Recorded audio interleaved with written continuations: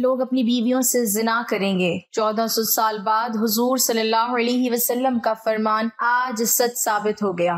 رسول اللہ صلی اللہ علیہ وسلم نے فرمایا، لوگوں پر ایک ایسا زمانہ آئے گا جب میاں بیوی آپس میں زنا کریں گے۔ صحابہ نے پوچھا، یا رسول اللہ صلی اللہ علیہ وسلم، کیسا ممکن ہے کہ مرد اپنی بیوی سے زنا کرے اور بیوی اپنے شوہر سے؟ پھر حضور صلی اللہ علیہ وسلم نے فرمایا، بسم اللہ الرحمن الرحیم، اسلامی معاشرے کی پاکیزگی کی حفاظت کرنا، ہر مسلمان کی عزت، نفس اور روح کی طہارت باقی رکھنا اور اچھے نسب کے لوگوں کو ملاوٹ کی غلاظت سے محفوظ کرنا زنا کے حرام ہونے کی حکمت ہے۔ عبرانی کی ایک صحیح روایت ہے کہ ابو العاص نبی صلی اللہ علیہ وسلم سے روایت کرتے ہیں کہ آپ صلی اللہ علیہ وسلم نے فرمایا، روزانہ آدھی رات کے وقت آسمان کے دروازے کھول دیے جاتے ہیں اور ایک پکارنے والا فرشتہ پکارتا ہے کہ ہے کوئی دعا کرنے والا جس کی دعا قبول کی جائے، کوئی سوال کرنے والا جس کا سوال پورا کیا جائے، کوئی مصیبت زدہ جو دعا کرے اور اس کی مصیبت دور کر دی جائے۔ یعنی آدھی رات کے بعد دعائیں قبول ہونے لگ جاتی ہیں۔ ناظرین، اللہ تعالیٰ ہر دعا کرنے والے مسلمان کی دعا قبول فرماتا ہے،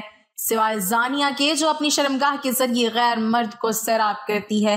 زانیہ عورت جو زنا کے ذریعے مرد کا دل بہلاتی ہے اور پھر اس کی دعا قبول نہیں ہوتی۔ زنا کرنے والے لوگ خود اپنے آپ کو اللہ کے عذاب کا مستحق بنا لیتے ہیں۔ حضرت عبداللہ بن عباس رضی اللہ تعالیٰ عنہ کہتے ہیں کہ رسول اللہ صلی اللہ علیہ وسلم نے فرمایا، جب کسی بستی میں زنا اور سود عام ہو جائے تو گویا اس بستی کے لوگوں نے اپنے آپ کو اللہ کے عذاب کا مستحق بنا لیا کہ ان پر کسی بھی طرح کا عذاب آ جائے۔ پھر اسی طرح زانی کو دنیا میں بھی اللہ کی طرف سے سزا مل کر رہتی ہے، یعنی یہ ایک ایسا جرم ہے کہ جس کی سزا دنیا میں بھی ملتی ہے۔ حضرت انس کہتے ہیں، رسول اللہ صلی اللہ علیہ وسلم نے فرمایا، دو گناہ ایسے ہیں جن کی سزا میں جلدی کی جاتی ہے اور دنیا ہی میں دے دی جاتی ہے۔ نمبر 1 زنا، نمبر 2 والدین کی نافرمانی کرنے والا، ماں باپ کی بات نہ ماننا۔ اور اب یہ کہ جو شخص ایسی بیماری میں مبتلا ہو جاتا ہے، یعنی زنا جیسی بیماری میں مبتلا ہو جاتا ہے، تو پھر اس کا ایمان کیسے رخصت ہوتا ہے کہ اس گناہ کو چھپانے کے لیے جھوٹ پہ جھوٹ بولتا چلا جاتا ہے، ایک نہیں کئی جھوٹ بولتا ہے۔ اور جب کوئی انسان جھوٹ بولتا ہے تو اس کے منہ کی بدبو سے فرشتہ اس سے کئی میل دور چلا جاتا ہے، اس انسان سے اللہ تعالیٰ کی حفاظت ہٹ جاتی ہے اور وہ شخص ذلیل ہو کر رہتا ہے۔ دنیا میں بھی انسان پر طرح طرح کی بیماریاں اور طرح طرح کی مصیبتیں نازل ہوتی ہیں۔ پھر بڑھاپے کی عمر میں زنا کرنا اللہ کے غضب اور غصے کو بھڑکاتا ہے۔ پھر اسی طرح جس بستی میں زنا عام ہو جائے وہاں موتیں بہت ہونے لگتی ہیں، موت کی کثرت ہو جاتی ہے، قتل کی کثرت ہو جاتی ہے۔ پھر اسی طرح کسی بھی غیر حاضر شخص کی بیوی سے زنا کرنے والے شخص پر اللہ تعالیٰ قیامت کے روز ایک سانپ مسلط کر دیں گے۔ مذہبی کتب میں قیامت کے آنے سے پہلے بہت ساری علامات کا ذکر کیا گیا ہے۔ قیامت کی علامات میں سے سب سے پہلی علامت حضرت محمد رسول اللہ صلی اللہ علیہ وسلم کی دنیا میں تشریف آوری اور آپ کی وفات ہے۔ پچھلی آسمانی کتابوں میں آپ صلی اللہ علیہ وسلم کا لقب بنی السا لکھا ہے، جس کا معنی ہے قیامت کا نبی، یعنی حضور صلی اللہ علیہ وسلم وہ آخری نبی ہوں گے کہ جن کی امت پر قیامت قائم ہوگی۔ قیامت آنے سے قبل حضور صلی اللہ علیہ وسلم نے فرمایا کہ اولاد نافرمان ہو جائے گی، بیٹیاں تک ماں کی نافرمانی کرنے لگیں گی، دوست کو اپنا اور باپ کو پرایا سمجھا جانے لگے گا، علم اٹھ جائے گا اور جہالت عام ہو جائے گی۔ دین کا علم لوگ دنیا کمانے کے لیے حاصل کرنے لگیں گے، نااہل لوگ امیر اور حاکم بن جائیں گے اور ہر قسم کے معاملات عہدے میں اور مناسب نااہلوں کے سپرد ہو جائیں گے۔ جو جس کام کا اہل اور لائق نہ ہوگا وہ کام اس کے سپرد ہو جائے گا۔ لوگ ظالموں اور برے لوگوں کی تعظیم اس وجہ سے کرنے لگیں گے کہ یہ ہمیں تکلیف نہ پہنچائیں گے۔ شراب کلم کھلا پی جانے لگے گی، اعلانیہ طور پر ناچنے اور گانے والی عورتیں عام ہو جائیں گی، گانے بجانے کا سامان اور آلات موسیقی بھی عام ہو جائیں گے۔ لوگ امت کے پہلے بزرگوں کو برا بھلا کہنے لگیں گے، جھوٹ عام پھیل جائے گا اور جھوٹ بولنا کمال سمجھا جانے لگے گا۔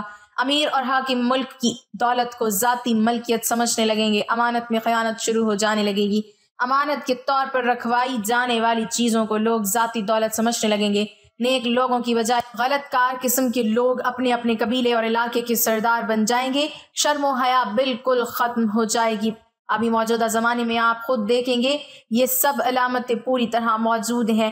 حضور صلی اللہ علیہ وسلم نے فرمایا قیامت آنے سے پہلے ظلم و ستم عام ہو جائے گا، ایمان سمٹ کر مدینہ منورہ کی طرف چلا جائے گا، جیسے سانپ سکڑ کر اپنے بل کی طرف چلا جاتا ہے ویسے حالات پیدا ہو جائیں گے کہ دین پر قائم رہنے والے کی وہ حالت ہوگی جو ہاتھ میں انگارہ پکڑنے والے کی ہوتی ہے۔ زکوٰۃ کو لوگ تابان سمجھنے لگیں گے، مال غنیمت کو اپنا مال سمجھا جانے لگے گا، ماں کی نافرمانی اور بیوی کی فرما برداری شروع ہو جائے گی، عورتیں زیادہ اور مرد کم ہو جائیں گے، یہاں تک کہ ایک مرد 50 عورتوں کا نگران ہوگا۔ زناکاری اور بدکاری عام ہو جائے گی، حتیٰ کہ حضور صلی اللہ علیہ وسلم نے فرمایا کہ قیامت کے قریب زمانے میں لوگ اپنی بیویوں کے ساتھ زنا کریں گے۔ بلکہ جب ہم نے یہ حدیث پاک پڑھی کہ لوگ اپنی بیویوں کے ساتھ زنا کریں گے تو ہمیں اس بات کی سمجھ نہیں آئی، تو ہم نے اپنے استاد سے پوچھا کہ استاد جی اس کا کیا مطلب ہے کہ لوگ اپنی ہی بیوی سے زنا کریں گے؟ تو انہوں نے فرمایا کہ ہاں، اس کی کئی صورتیں ہیں۔ ایک صورت تو اس کی یہ ہے کہ مرد یا عورت کوئی کفر یا بول دے اور نکاح ٹوٹ جائے اور ان کو اس کا پتہ ہی نہ ہو کہ نکاح ٹوٹ گیا ہے یا نہیں۔ اور آج کل تو یہ بات عام ہے، لوگوں کو اس بات کا علم ہی نہیں، بلکہ قاری ثناء اللہ پانی پتی نے لکھا ہے کہ اگر دو بندے گفتگو کر رہے تھے، ایک نے کہا کہ یہ تو شریعت کی بات ہے اور اگلے نے جواب دیا کہ رکھ پڑے شریعت کو، تو وہ آدمی کافر ہو گیا۔ تو ہمیں چاہیے کہ ہم علماء سے پوچھیں کہ کلماتی کفر کون کون سے ہیں، یہ نہ ہو کہ ہم ایسے جملے بولیں اور کفر کا ارتکاب کر رہے ہوں۔ کئی جملے تو بہت عام ہیں، تو ان کا علم حاصل کرنا ضروری ہے کہ کہیں ہم تو اپنی گفتگو میں کوئی ایسی بات نہیں کہہ جاتے۔ اگر نکاح ٹوٹ گیا تو پھر اپنے ذم میں میاں بیوی رہ رہے ہیں اور زنا کا گناہ لکھا جا رہا ہے، تو فرمایا کہ مرد قریب قیامت میں اپنی بیویوں سے زنا کریں گے۔ ایک صورت تو یہ ہے کہ یہ کفر یا کلمات بیوی بولے تو بھی نکاح ٹوٹا اور اگر خامد بولے تو بھی نکاح ٹوٹا، اور دوسری صورت ایک دوسرے کے ساتھ بحث، اور یہ تو ہر گھر کی بات نظر آتی ہے۔ جب شادی ہوئی تو میں بولتا تھا اور بیوی سنتی تھی، اس نے کہا پھر بچے ہو گئے تو بیوی بولتی تھی اور میں سنتا تھا، اس نے کہا پھر ہم دونوں بوڑھے ہو گئے، ہم دونوں بولتے تھے اور محلے والے سنتے تھے۔ بڑھاپے میں بحث اور زیادہ تکرار ہو جاتی ہے، اور اس میں ہوتا کیا ہے، مرد کی زبان میں کنایا طلاق نکل جاتی ہے۔ کنایات کہتے ہیں لفظ تو طلاق والا نہیں بولا، لیکن بات ایسی کر دی کہ مفہوم طلاق والا نکلتا ہے، اس کو کنائے میں طلاق کہتے ہیں۔ اب یہ گناہ بہت زیادہ ہے، غصے میں کہہ دیتے ہیں کہ چلی جا، مجھے تیری کوئی ضرورت نہیں، آج کے بعد اس قسم کے الفاظ جس کا نتیجہ یہ نکلے کہ تو میری بیوی نہیں ہے۔ اب اس قسم کے مسائل کی بھی معلومات حاصل کرنی چاہیے۔ شریعت کہتی ہے کہ علم حاصل کرو، ایسا نہ ہو کہ کنایا میں طلاق ہو جائے، جنہیں پتہ بھی نہ ہو اور وہ ساتھ رہ رہے ہوں۔ اور آج تو یہ حالات ہیں کہ زبان سے طلاق کہہ دیتے ہیں، طلاق ہو بھی جاتی ہے، پتہ بھی ہے دونوں کو، مگر بدنامی ہو جائے گی، پھر میاں بیوی اکٹھے رہ رہے ہیں ایک گھر ایک کمرے میں، تو یہ زنا کر رہے ہیں۔ قربان جائیں اس سچے نبی کی مبارک زبان پر، 1400 سال پہلے وارن کر دیا تھا کہ قرب قیامت میں لوگ اپنی بیویوں سے زنا کریں گے۔ ناظرین، صحیح بخاری کی ایک حدیث کے مطابق قرب قیامت کی ایک نشانی یہ بھی ہے کہ اقتدار غلط لوگوں کے ہاتھ میں دے دیا جائے گا۔ علماء کرام اس نشانی کے متعلق بھی کہتے ہیں کہ آج دنیا بھر کے ممالک کے حکمرانوں کی طرف دیکھیں تو صاف پتہ چلتا ہے کہ یہ نشانی بھی پوری ہو چکی ہے۔ صحیح بخاری ہی میں ایک اور نشانی بتائی گئی ہے کہ قیامت سے قبل لوگ بلند ترین عمارت بنانے میں ایک دوسرے پر سبقت لے جانے کی کوشش کریں گے۔ آج ہم دیکھتے ہیں کہ وہی دور شروع ہو چکا ہے، دنیا بھر میں بلند و بالا عمارتیں کھڑی ہو چکی ہیں، اور جس ملک میں سب سے بلند ترین عمارت موجود ہو وہاں کے حکمران اور شہری اسے فخر کا سبب گردانتے ہیں۔ اور ان جیسی دیگر کئی نشانیوں کے متعلق بھی علماء کا کہنا ہے کہ وہ پوری ہو چکی ہیں، اور اب امام مہدی کا ظہور اور قیامت قریب تر آ چکی ہیں۔ اللہ کے رسول صلی اللہ علیہ وسلم نے قیامت کی نشانی بتلاتے ہوئے فرمایا کہ اونٹوں اور بکریوں کے چرواہے جو برہنہ بدن اور ننگے پاؤں ہوں گے، وہ ایک دوسرے سے مقابلہ کرتے ہوئے لمبی لمبی عمارتیں بنوائیں گے اور فخر کریں گے کہ ریاض شہر میں عمارتوں کا یہ مقابلہ آج اپنے عروج پر پہنچ گیا۔ دبئی میں برج خلیفہ کی عمارت دنیا کی سب سے اونچی عمارت بن گئی، تو ساتھ ہی شہزادہ ولید بن طلال نے جدہ میں اس سے بھی بڑی عمارت بنانے کا اعلان کر دیا ہے، جو دھڑا دھڑ بنتی چلی جا رہی ہے۔ عرب کی عمارتیں سارے جہان سے اونچی ہو چکی ہیں۔ عرض کرنے کا مقصد صرف یہ ہے کہ پیارے رسول حضرت محمد صلی اللہ علیہ وسلم نے جو فرمایا وہ پورا ہو چکا ہے اور پیشن گوئی پوری ہو گئی ہے، اپنے نقطۂ کمال کو پہنچ چکی ہے۔ عرب کا سب سے زیادہ تیل خریداری کرنے والے امریکہ نے صدام کو ختم کر کے تیل کی دولت سے سیراب ملک عراق کے کنووں پر قبضہ جما لیا ہے اور لاکھوں بیرل مفت وصول کر رہا ہے، تو پھر تیل کی گرتی مانگ نے تیل کی قیمتوں کو نچلی سطح پر پہنچا دیا، جس سے عرب ممالک کا سنہرا دور خاتمے کے قریب ہے۔ سوال پیدا ہوتا ہے اس سوال کے بعد کیا ہوگا؟ اللہ کے رسول صلی اللہ علیہ وسلم کی ایک اور حدیث ہے کہ قیامت سے پہلے سرزمین عرب دوبارہ سرسبز ہو جائے گی۔ سعودی عرب اور امارت میں بارشیں شروع ہو چکی ہیں، مکہ اور جدہ میں سیلاب آ چکے ہیں۔ عرب سرزمین جیسے پہلے ہی جدید ٹیکنالوجی کا کام میں لا کر سرسبز بنانے کی کوشش کی گئی، وہ قدرتی موسم کی وجہ سے بھی سرسبز بنتی جا رہی ہے۔ سعودی عرب گندم میں پہلے ہی خود کفیل ہو چکا ہے، اب وہاں خشک پہاڑوں پر بارشوں کی وجہ سے سبزہ اگنا شروع ہو چکا ہے، پہاڑ سرسبز ہونا شروع ہو گئے ہیں۔ بارشوں کی وجہ سے آخر کار حکومت کو ڈیم بنانا ہوگا جس سے پانی کی نہریں نکلیں گی۔ ہریالی ہوگی، سبزہ مزید ہوگا، فصلیں لہلہائیں گی۔ یوں یہ پیشن گوئی بھی اپنی تکمیلی مراحل سے گزرنے جا رہی ہے، اور جو حضور صلی اللہ علیہ وسلم نے فرمایا اسے ہم اپنی آنکھوں سے دیکھنے جا رہے ہیں۔ اگر احادیث میں غور کریں تو مشرقی وسطیٰ کے زوال کا آغاز ملک شام سے شروع ہوا، لیکن شاید عرب حکمران یا تو یہود و نصارہ کی چال سمجھ نہ سکے یا بے رخی اختیار کی، لیکن وجہ جو بھی ہو یا نہ ہو، آپ صلی اللہ علیہ وسلم کی بتائی ہوئی علامات کو تو ظاہر ہونا ہی تھا۔ چنانچہ حدیث پاک میں ارشاد ہے، رسول اللہ صلی اللہ علیہ وسلم نے فرمایا، جب اہل شام تباہی و بربادی کا شکار ہو جائیں گے تو پھر تم میں کوئی خیر باقی نہ رہے گی۔ ناظرین یاد رکھیں، احادیث مبارکہ کی روح سے شام و اہل شام سے امت مسلمان کا مستقبل واسطہ ہے۔ اگر ملک کے شام ایسے ہی برباد ہوتا رہا تو پوری امت مسلمہ کی بھی خیر نہیں۔ ویسے تو 90% برباد ہو چکا ہے اب، جبکہ 5 سالہ خون ریزی میں 8 لاکھ بے گناہ بچے، بوڑھے، عورتیں شہید اور لاتعداد دوسرے ملک کی سرحدوں پر زندگی کی بھیک مانگتے ہوئے شہید ہو رہے ہیں، اور اتنے ہی تعداد میں زخمی یا معذور ہو چکی ہیں۔ لہٰذا شام مکمل تباہی کے بعد اب نزع کی حالت میں ہے۔ اس حدیث کے حساب سے عرب ممالک کے سنہرے دور کے خاتمے کی اہم وجہ ملک کے شام کی موجودہ حالات ہیں۔ گویا نبی صلی اللہ علیہ وسلم کی ایک اور پیشن گوئی کی علامت ظاہر ہو رہی ہے یا ہو چکی ہے۔ یاد رکھیں کہ ملک شام کے متعلق اسرائیلی، روسی، امریکہ جو بھی یہاں جھوٹے بہانے بناتے ہیں، لیکن ان سب کا اصل ہدف جزیرۃ العرب ہے، کیونکہ کفار کا عقیدہ ہے کہ دجال مسیحا ہے۔ اس وجہ سے یہ لوگ دجال کے انتظامات مکمل کر رہے ہیں، جس کے لیے عرب ممالک میں عدم استحکام پیدا کرنا ہے، کیونکہ ملک شام پر یہود و نصارہ قبضہ کرنا چاہتے ہیں، اور یہ ہو کر رہے گا۔ حضرت امام مہدی علیہ السلام کے ظہور سے قبل چنانچہ کتاب میں ہے کہ آخری زمانے میں جب مسلمان ہر طرف سے مغلوب ہو جائیں گے، مسلسل جنگیں ہوں گی، شام میں بھی عیسائیوں کی حکومت قائم ہو جائے گی۔ اسی طرح قیامت سے متعلق بھی معلومات ہمیں ملتی ہے کہ قیامت سے پہلے حضور صلی اللہ علیہ وسلم کی امت میں سے 30 بڑے بڑے کذاب اور دجال آئیں گے، ہر ایک نبوت کا دعویٰ کرے گا، حالانکہ حضور اکرم صلی اللہ علیہ وسلم آخری نبی ہیں۔ آپ صلی اللہ علیہ وسلم کے بعد کوئی نبی نہیں۔ قیامت کی نشانیوں میں سے ایک نشانی یہ بھی ہے کہ عراق کا مشہور دریا فرات، سونے کا ایک پہاڑ، یہ سونے کا ایک خزانہ ظاہر کرے گا جس پر لوگ لڑیں گے، چنانچہ اس لڑائی میں ہر 100 میں سے 99 قتل ہو جائیں گے۔ ممکن ہے سونے کے پہاڑ یا سونے کے خزانے سے مراد عراق کا تیل ہو۔ جب یہ علامتیں ہو چکی تو سخت قسم کا عذاب شروع ہوگا، اس میں سرخ آندھی آئیں گی، آسمان سے پتھر برسیں گے، کچھ لوگ زمین میں دھسا دیے جائیں گے، لوگوں کی شکلیں مسخ ہو جائیں گی، پھر پے در پہ کئی نشانیاں ظاہر ہوں گی، جسے ہار کا دھاگا ٹوٹنے پر مسلسل دانے گرنے لگتے ہیں۔ زمانہ وقت کے گھوڑے کو پر لگائے جس تیزی سے گزر رہا ہے، اس تیزی سے ہم نبی صلی اللہ علیہ وسلم کی احادیث کی روشنی میں بتدریج قرب قیامت کی آمد کی طرف بڑھ رہے ہیں۔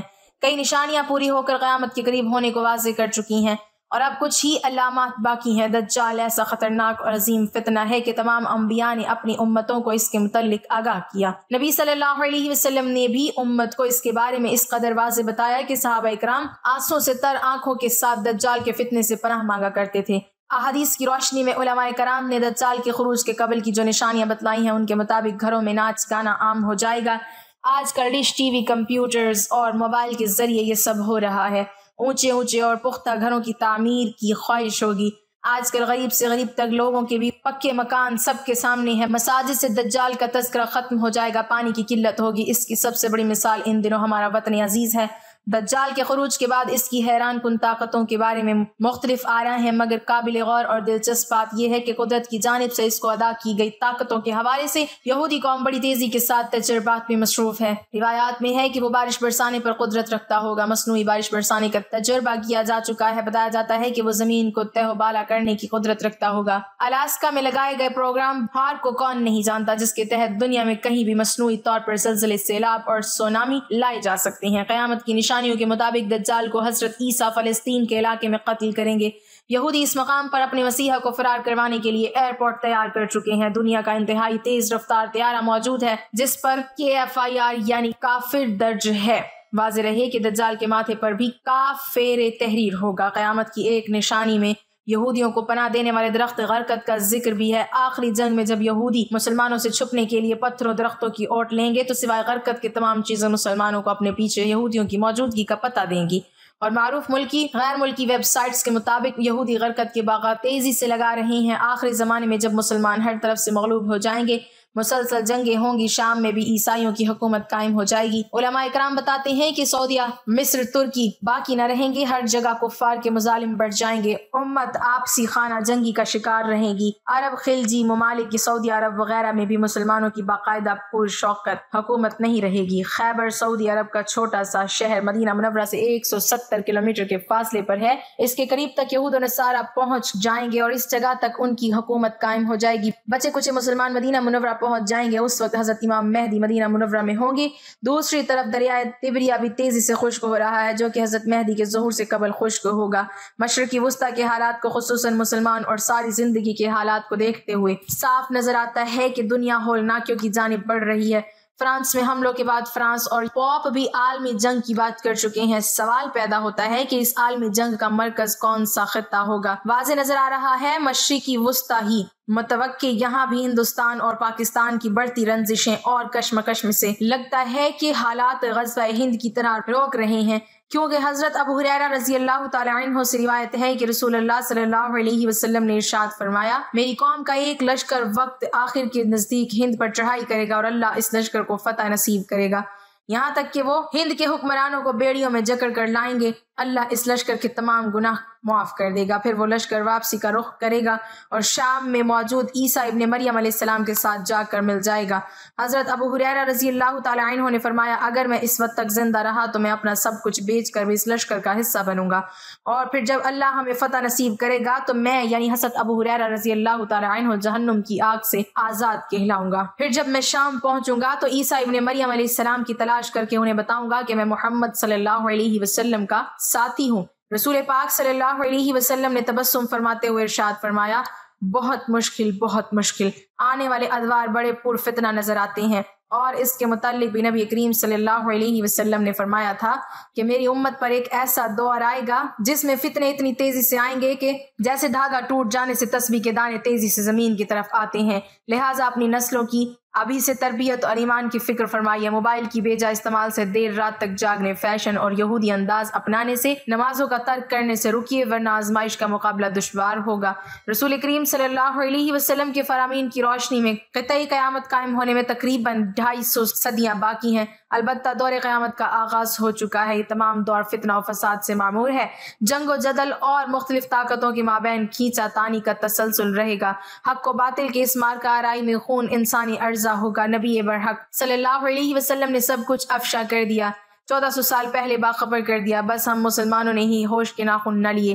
दीगर मज़ाहिब के मानने वाले तो सब तैयारी की हालत में है। यहूदी दज्जाल का इंतजार कर रहे हैं, मसीही अपने तई तैयार हैं। जनाब ईसा अलैहिस्सलाम का फिर से ज़हूर होगा, असर का वक्त होगा। दमश्क की मस्जिद अम्वा में लोग नमाज की तैयारी में मसरूफ होंगे और वो मस्जिद के मीनार से होते हुए यूं सहन में उतरेंगे कि 2 फरिश्ते के कानों पर हाथ लगाए हुए होंगे। ताज़ा किए हुए वुज़ू पानी कतरों की शक्ल में उनके बाजू से टपकेगा। इमाम मेहदी अलैहिस्सलाम की इमामत में वो नमाज अदा करेंगे। उनकी तदबीर में बहुत से मसीही लोग मुसलमानों के साथ आ मिलेंगे। यहाँ तक तो हुजूर सल्लल्लाहु अलैहि वसल्लम के फरमाए हुए पर तमाम मकात पे फिक्र के मुसलमानों का ईमान है। मगर नाज़रीन ज़रा दम लीजिए, अल्लाह के नबी आखिरुज़्ज़मान सल्लल्लाहु अलैहि वसल्लम ने तो ये भी फरमाया था कि मेरा वो बेटा मेहदी जिसकी इमामत में जनाब ईसा अलैहिस्सलाम जैसी बुलंद मर्तबत नवी नमाज अदा करने पर फख्र करेंगे। इसी मेहदी के ज़हूर पर सबसे पहले खुद मुसलमानों ही का एक लश्कर मुखासमत में चढ़ दौड़ेगा। गो अल्लाह के हुक्म से जमीन बोस हो जाएगा, मगर कलीजा कट जाता है। ये सुनकर क्या मुसलमानों को कभी अकल सलीम अता भी होगी कि नहीं, या हम आले रसूल से दुश्मनी ही करते रहेंगे? जिन यहूदियों से अदावत है वो तो अपने हाँ का सबसे आला मजहबी मकाम महज अपने नबी जनाब हारून अलैहिस्सलाम की आल के लिए ही मुख्तस रखते हैं, किसी और को वो इस मनसब पर फाइज ही नहीं होने देते। तो फिर हम मुसलमानों को ये शऊर क्यों हासिल नहीं, जबकि हमारे नबी सल्लल्लाहु अलैहि वसल्लम की आल पाक को सरफराजियां तो खुद खुदा रब्बुल इज्जत ने अता फरमाई हैं। बदनसीबी के हम अपने रसूल सल्लल्लाहु अलैहि वसल्लम के फरामीन से रूह गर्दानी के मुर्तकिब तो होते ही हैं। अल्लाह रब्बुल इज्जत के अहकामात और हिकमतों के भी अमलन इंकारी हैं। अब कौन हमें समझाए कि फरामीन नबी और अहकामात इलाही की सरी खिलाफ वर्जी आखिर हमें कहीं का न छोड़ेगी। समझने का वक्त अब है कि बाद अज़ा पछतावे की फुर्सत न होगी। हमारी दुआ है कि अल्लाह ताला हमें हर पुरफितम दौर में ईमान पर कायम रहने की तौफीक अता फरमाए। आमीन या रब्बल आलमीन। नाजरीन, कमेंट बॉक्स में अल्लाह ताला की 99 नामों में से एक नाम जरूर टाइप करें।